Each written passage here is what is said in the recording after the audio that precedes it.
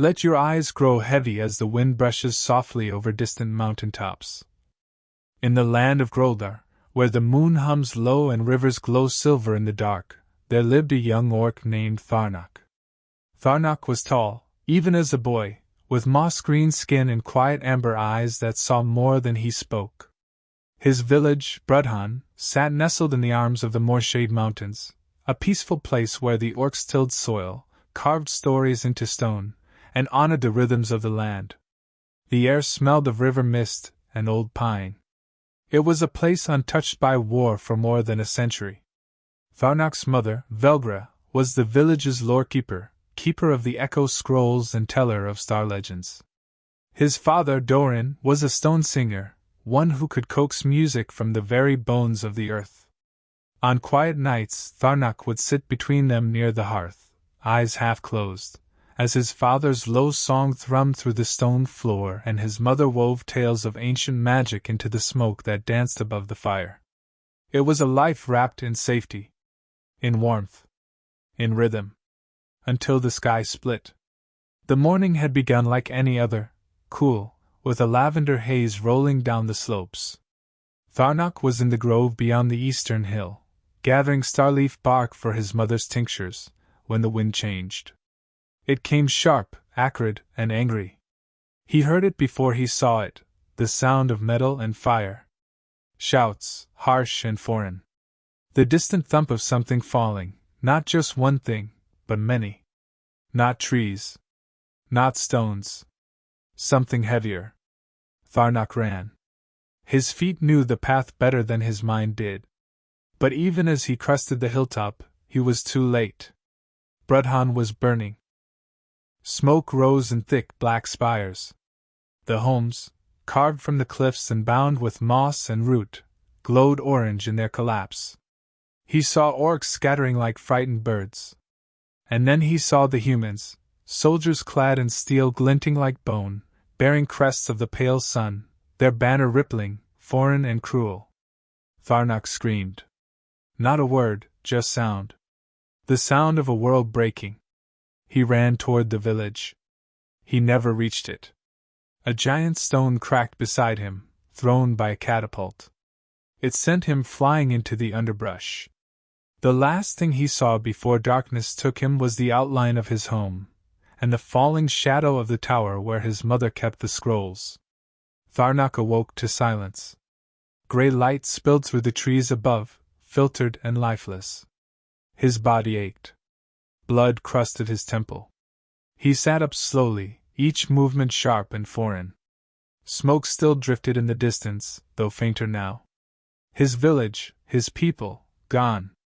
He stumbled down the slope, heart hollow. What he found was ruin. Embers still whispered in the bones of burned homes. The old water wheel turned no more. The great stone that once held the song scripts of his people was cracked in half. And everywhere silence. He wandered through the remains, calling names, his mother's, his father's, his friend Vorga's. No answer. Only the creak of ruined beams and the hiss of steam from charred ground. By sundown, he had buried 3 bodies. None were his kin. That night Tharnok curled beneath the broken arch of the temple gate, the moon hidden behind thick clouds. He did not sleep. He did not cry. He just listened. And in the deep quiet of grief, he heard something strange. A voice, not outside, but within. Time is not lost. Not entirely. The words came like a breeze against his thoughts, gentle, not his own. He sat upright. The air had grown still. The forest hushed. Seek the stone of the first light, the voice whispered. Hidden where the earth breathes in silver. Tharnok had heard those words before. Once, long ago, from his mother's lips. The stone of the first light. A relic older than memory. Said to be made in the dawn before dawn. Capable, they said, of turning back the hands of time, but only for those who bore sorrow great enough to change the shape of the world. Most believed it was just a story. A dream. But dreams were all Tharnok had left. At sunrise he left the ruins of Brudhan. He wore a patchwork cloak singed at the edges. A satchel made of old bark cloth held a single carved flute, 3 fireberries, and a flint stone. Around his neck, he wore a braid of green thread, a token his mother had made for him when he was a child. He did not know where the earth breathed in silver, but he knew the stories. The whispers? That deep within the veiled vale, far to the east, where fog never lifts and trees hum to themselves, there might be an answer. The seer who lives by the moon pool. She who guards the knowledge forgotten by time. The world outside his village was strange. Vast. He passed through the silent bone fields of the Darren expanse. He crossed the whispering bridge, where voices of those long gone are said to echo through the railings. He spoke aloud, and in the wind, he thought he heard a reply. He met no one for many days. Only the quiet companionship of wind, river, and stone. Each night, he made a fire with care. Each morning, he stepped farther from the boy who once lived in Bredhan. On the 8th night, beneath a canopy of cloud and stars, he dreamt of his mother. She stood by the river bank, her eyes filled with moonlight. She did not speak, but she held something out to him, a stone, smooth and radiant, pulsing faintly with warmth. When he reached for it, she vanished. He woke with tears on his face. For the first time since the attack, he wept. The forest listened kindly. And so Tharnok walked on, deeper into a world grown strange in the wake of loss. Guided only by memory, and the soft whisper of a promise. That perhaps, far beyond the hills, through veil and shadow, the stone of the first light waited. And with it, the chance to set things right. Let your breath slow, let your thoughts drift like mist over still water. Tharnok's footsteps fade into the distance now. And sleep, like an old friend, gently finds you. The wind was softer now, a hush over the sleeping hills. Tharnok, the orphaned orc, walked farther east, led not by sight, but by silence, by the tug of something ancient calling from the mist. Each step led him deeper into the veiled vale, a forest untouched by war, where the trees never lost their leaves and the air was always thick with memory. They called it the forest that dreams. The trees whispered as he passed, low, rustling murmurs like voices speaking underwater. His feet crunched gently over a bed of golden needles. It was said that time moved differently in the vale, that if you lingered too long, the forest would begin to dream you into its roots. He had no map, only the words he remembered. Where the earth breathes in silver.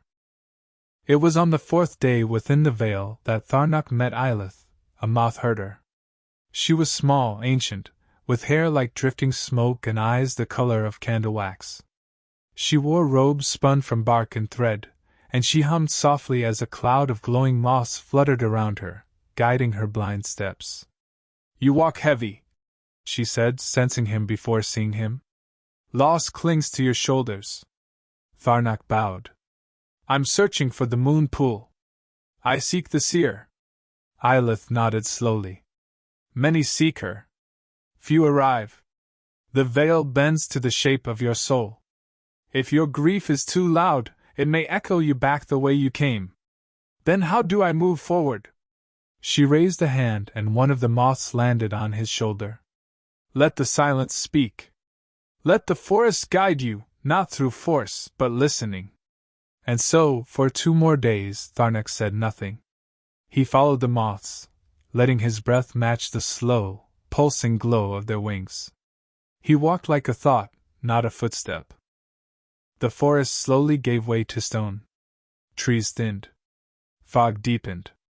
Tharnok climbed higher into the mist-spined mountains, where the air thinned and the stars seemed closer. Along narrow ledges and glowing lichen paths, he met ancient things carved into cliffs, watchers with eyes of quartz and mouths that whispered riddles. He crossed paths with a moss giant frozen in time, a creature who had waited 100 years to hear the end of a lullaby his mother once sang. Tharnok hummed the tune he remembered. The giant wept, and the wind carried the tears into the clouds. At the summit, a voice called from the stone itself. Breathe with the mountain. And when Tharnok did, he found a cavern mouth pulsing with silver mist. He entered. The cave was warm, alive. Silver veins pulsed along the walls. Pools reflected stars that didn't exist above.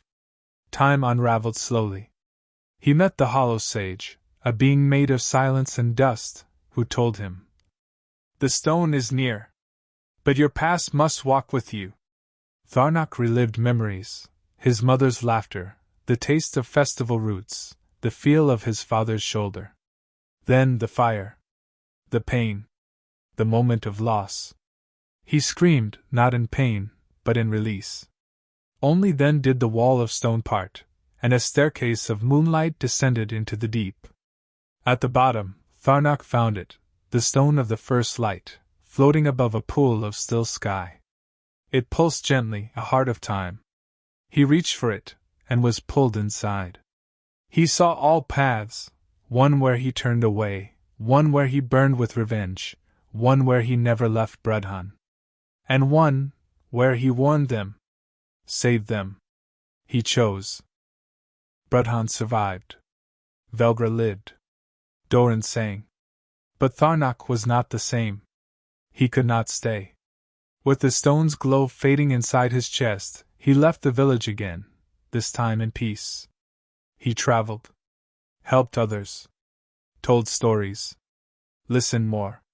He became a wanderer of wisdom, a keeper of quiet. Years passed. The world healed. Tharnok, now gray and calm, returned once more to the mist spine. He sat beneath the old cliff. The moss giant had bloomed with flowers. And as the wind curled like smoke around him, Tharnok lay down. Closed his eyes. He dreamed of the pool. Of moths. Of fire, and of peace. The mountain exhaled. And so did he. Sleep now, as Tharnok sleeps. In quiet, in story, in time. The end.